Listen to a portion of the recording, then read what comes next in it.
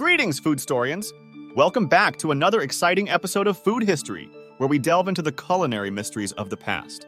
Today, we're taking a fascinating trip back in time to the colonial era, exploring the delectable dishes that Benjamin Franklin have enjoyed.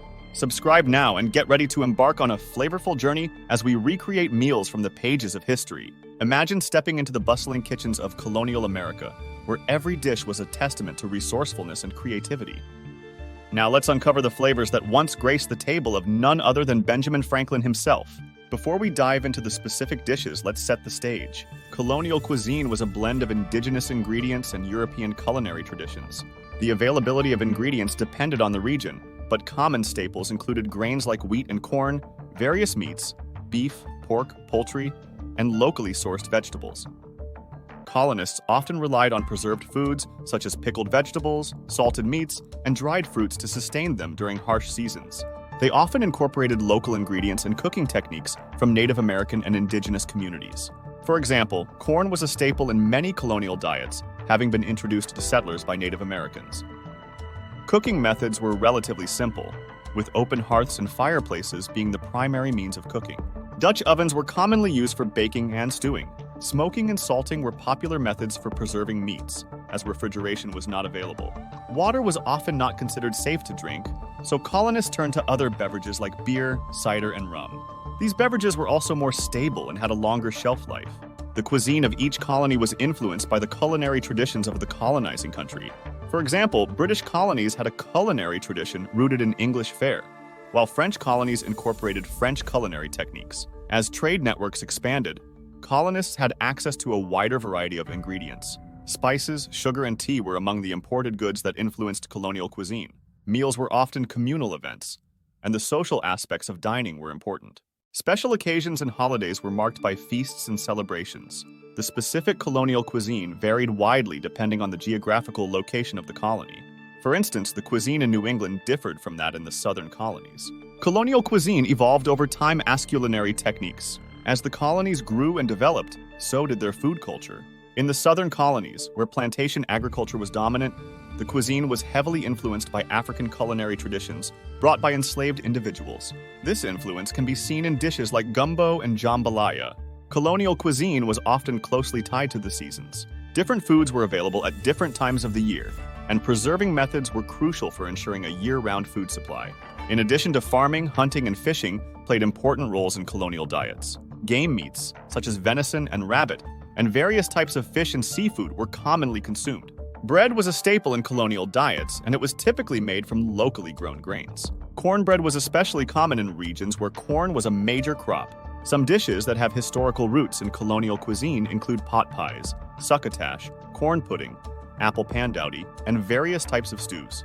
These recipes often reflected the availability of local ingredients. Taverns were important social spaces in colonial communities, serving as places not only to drink but also to eat. They were hubs of social and political activity and places where news and information were exchanged. Agriculture was the backbone of colonial economies. The types of crops grown were influenced by the climate and soil conditions of each region. Indigo, tobacco, and rice, for example, were important cash crops in the southern colonies. Besides alcoholic beverages, colonists also consumed a variety of non-alcoholic drinks. These included fruit juices, milk, and various herbal teas. Sweets were often reserved for special occasions due to the scarcity of sugar. Molasses and maple syrup were used as sweeteners, and desserts included puddings, tarts, and sweet pies. Many dishes and culinary techniques from colonial times continue to influence modern American cuisine. Some traditional recipes have been passed down through generations, and certain ingredients and cooking methods remain popular. Now you might be wondering, what did Benjamin Franklin, polymath and founding father, savor during his time? Well, let's explore. He was known for his diverse interests and contributions to various fields, including science, literature, and politics. While there isn't an extensive record of his specific culinary preferences, some information is available about his dietary habits and preferences. In his early years, when Franklin lived in Boston and Philadelphia, he enjoyed seafood.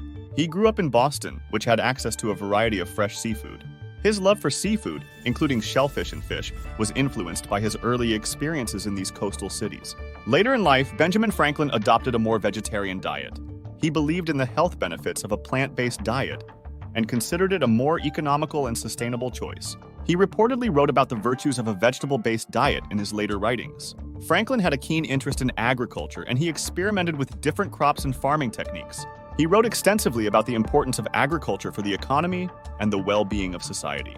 His interest in farming likely influenced the types of foods he consumed. Franklin was involved in the culinary world in a unique way. He was a member of the Junto, a club that met to discuss various topics, including food and agriculture. Additionally, he contributed to the creation of the first American cookbook, American Cookery by Amelia Simmons, by writing a letter recommending the use of maize, corn, in the preparation of puddings.